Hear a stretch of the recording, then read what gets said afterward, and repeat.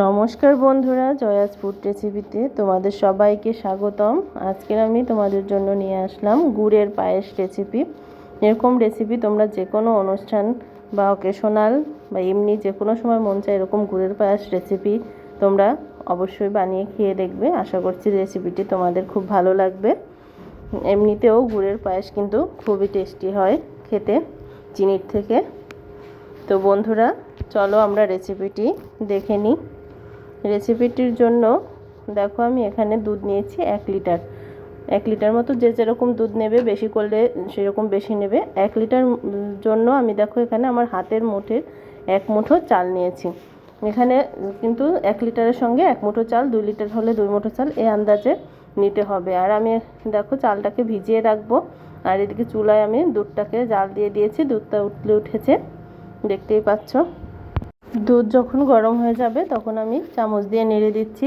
আর আমি এখানে আতপ চাল নিয়েছি, তোমরা চাইলে পোলাও চাল ব্যবহার করতে পারো। আমার আসলে আতপ চালটা ছিল না, হুট করেই পোলাও খাওয়ার পায়েস খাওয়ার ইচ্ছে হলো, তাই ঘরে আতপ চাল ছিল, তাই দিয়েই বানিয়ে ফেললাম। আর ভাবলাম তোমাদের সঙ্গে একটু শেয়ার করে ফেলি। তো দেখো চালটাকে আমি ভালো করে ধুয়ে নিয়েছি। চালটা প্রায় 15 মিনিট মতো ভিজানো ছিল।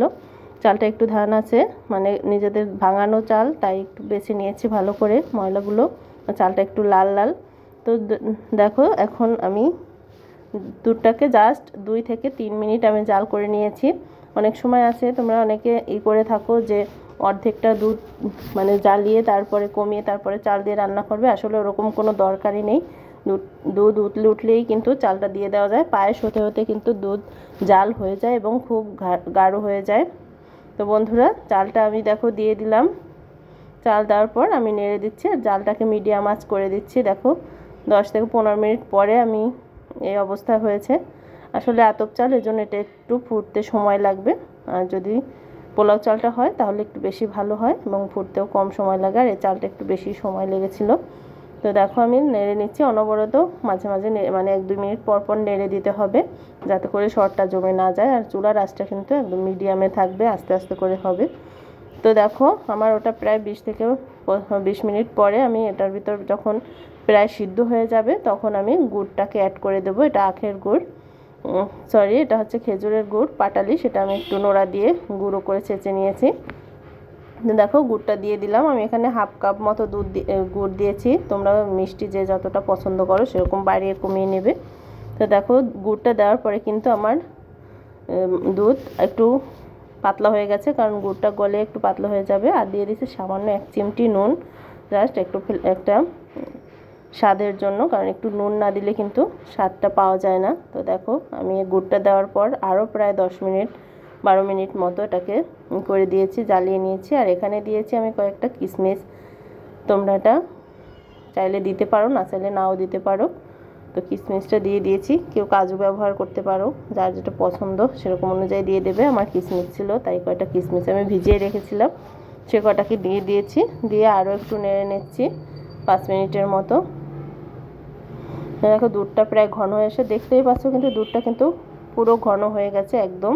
আর পোলাওটাও, আমি বারবার পোলাও বলছি, পায়েসটাও হয়ে গেছে।